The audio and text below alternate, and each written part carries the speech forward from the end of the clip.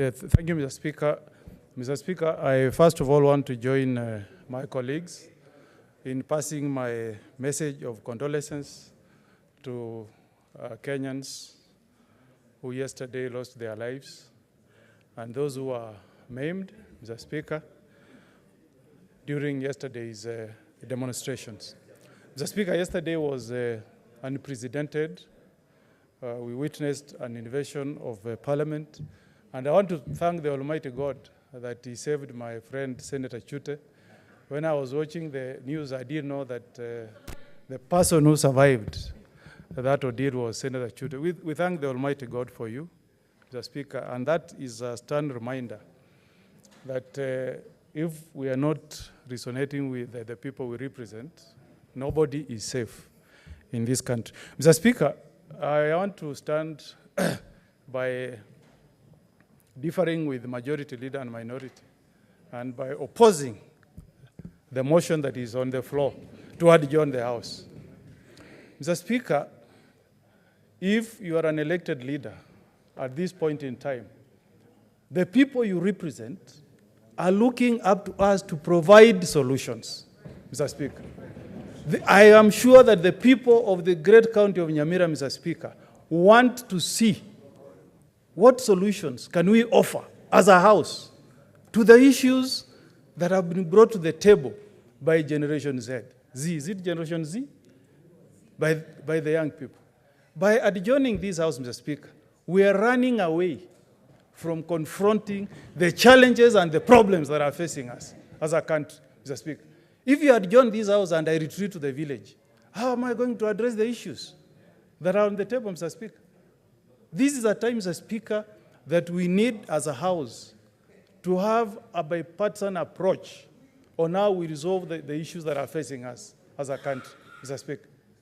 If, as has been put by Senator Chute, the young people are indicting this House that we have failed even on addressing issues of corruption, Mr. Speaker, issues of excesses by those who are in leadership. How is adjourning this House going to give hope and confidence to our youth, Mr. Speaker? And Mr. Speaker, the first issue I want to raise, Mr. Speaker, is that for many years, Mr. Speaker, this House has witnessed the mutilation of the 2010 Constitution on passage of legislations, Mr. Speaker. I've had the benefit, Mr. Speaker, of going through the Finance Bill 2024, Mr. Speaker. And Mr. Speaker, our Constitution is very clear, Mr. Speaker, that if we have any legislation that touches on functions of counties, such a legislation, Mr. Speaker, must be considered by the National Assembly and by the Senate. And Mr. Speaker, Article 110 of the Constitution defines bills concerning county governments. Article 110(1)(a) says, a bill concerning, in this Constitution, a bill concerning county government means a bill containing provisions affecting the functions and powers of county governments.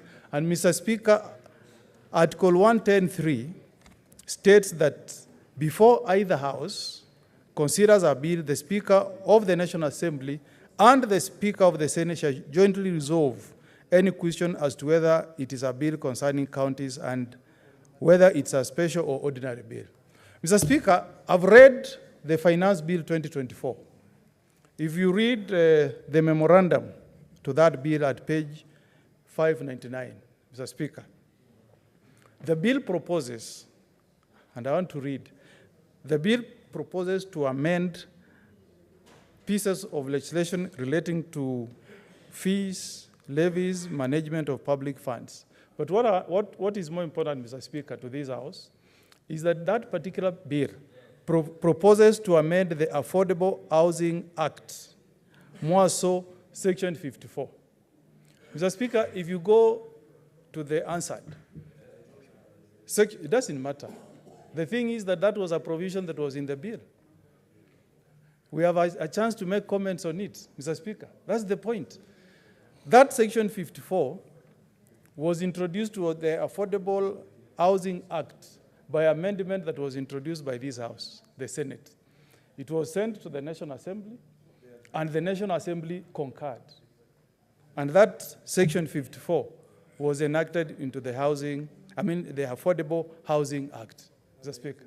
Now, Mr. Speaker, the Finance Bill of 2024 has purported to amend that particular section of the Affordable Housing Act by proposing a deletion without the involvement of the Senate, Mr. Speaker. That is trying to introduce an amendment to that piece of legislation through the back door. The second one, Mr. Speaker, is proposals to amend the Data Protection Act. And Mr. Speaker, you know, it's on record that that piece of legislation was also considered by the Senate. Again, those amendments have been proposed as part of the Finance Bill 2024. The third one, Mr. Speaker, is an amendment to the Public Finance Management Act, a piece of legislation that serves both national government and county government, Mr. Speaker. The question I'm posing to us this morning, as leaders who have seen what has happened around, did our Speaker, the Honorable Speaker of the Senate, participate in concurrence with the Speaker of the National Assembly, Mr. Speaker? Because if we sit here today, Mr. Speaker, and tomorrow we see this bill being assented to by the President without the involvement of the Senate, what we are telling Kenyans is that the culture of impunity that triggered demonstrations, that triggered the storming of Parliament, will continue being entrenched, Mr. Speaker. And if that is the case, Mr. Speaker, we are not addressing the issues that are facing this country, Mr. Speaker. What prevents us, Mr. Speaker, from demanding that before the President assents to the finance bill, Mr. Speaker, and it's the finance bill that has triggered the challenges that we are facing as a country, why can't we demand as a Senate that that bill be brought to us before it's assented by the President, Mr. Speaker? And Mr. Speaker, I want to draw the attention of the House that there is nothing in this Constitution that stops this House from considering the finance bill as long as it has provisions that affect functions of county governments. The Constitution only has a restriction on the originating house when it comes to money bills. It says money bills may originate from the National Assembly, but it does not say that they will not be considered by the Senate, Mr. Speaker. So if the government chose, Mr. Speaker, to introduce bills that touch on functions of counties in the finance bill, then the best that we should do as a House is to demand that that bill comes to the Senate for consideration before it's assented to by the President. Number two, Mr. Speaker, as we adjourn, I condemn and don't support destruction of property, Mr. Speaker. But I equally, Mr. Speaker, denounce the use of live bullets by our police officers on demonstrators. If you watched CNN this morning, Mr. Speaker, Kenya was accorded, I tried to tick the minutes. We were accorded repeatedly in the news, more than an hour this morning. And the focus was that the Kenyan police used live bullets to kill innocent, unarmed demonstrators within the precincts of Parliament, not at Moi Avenue, not on University Way, but within the precincts of Parliament. I understand it's wrong, Mr. Speaker, to invade the institution of Parliament, Mr. Speaker, but do we support, as a House, Mr. Speaker, the use of live bullets on demonstrators, Mr. Speaker? Senator Chuta has told us this morning that we all know there is something we call rubber bullets. We know it. There are those rungus, I don't know how we call them in English, that can be used to quell demonstrations. But, Mr. Speaker, should we, as a country, independent country, 62 years after regaining our independence, open live bullets on demonstrators? What is the difference between Kenya today and the apartheid South Africa? What's the difference? When we watched Sarafina movie shot in South Africa, where the police, during apartheid, were opening fire on blacks in South Africa fighting for the independence of that country, and what we witnessed yesterday. What is the difference, Mr. Speaker? When these pictures are being shown in CNN, Mr. Speaker, what picture are we portraying for our nation? What picture are we portraying, Mr. Speaker? I witnessed during the unfortunate incidents, which again I don't support, that happened in Washington when Trump led demonstrators to invade Congress. Nobody approved. I don't approve it up to today. It was a wrong thing to do. But there was restraint from the police force in the US. There was restraint from the police in the US. Nobody was shot dead. In fact, the person who lost his life instead was a police officer who, in extreme restraint, sustained injuries that were fatal. But in this country, Mr. Speaker, yesterday, we opened fire on young people. The statistics have it that we lost 5 lives, but it could be more, Mr. Speaker. So we as a House, instead of adjourning, Mr. Speaker, we need to know who was in command of those police officers. Can you imagine if Honorable Chute here, can you imagine if those youths also turned on him and killed him yesterday? What could have happened, Mr. Speaker? Because, Mr. Speaker, this Constitution in Chapter 14 has standards that should be applied by our police force, Mr. Speaker. And we have structures, Mr. Speaker. Under Article 145, there is only one Kenyan who should give us answers, the Inspector General of Police. He's the one who has commanding authority over the National Police Service, Mr. Speaker.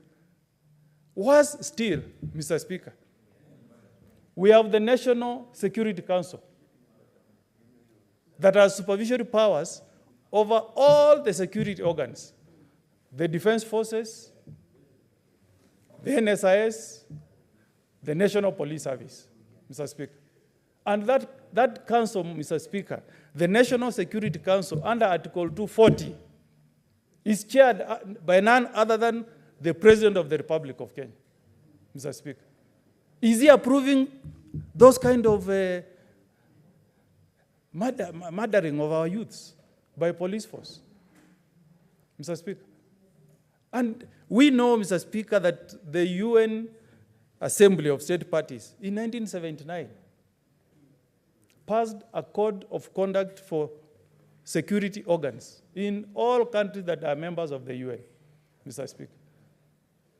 And when you are dealing with a demonstration, Mr. Speaker, you are not allowed to use live bullets unless the demonstrators themselves are using equal force.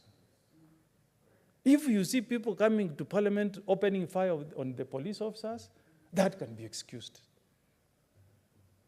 But you're dealing with people who are invoking their right under Article 37. If they have invaded Parliament, we can invoke our laws, have them arrested, charged, taken to court. You listened yesterday, Mr. Speaker. Our Chief Justice issued a statement. That's unprecedented.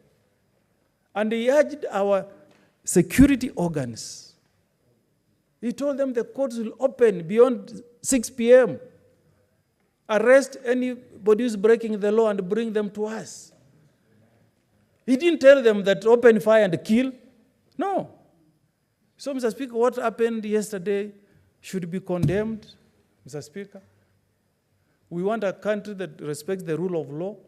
If there are people who have broken the law, let them be arrested, be taken to courts of law, charged, tried, and if they are found guilty, they should be jailed, but not to kill demonstrators using live bullets.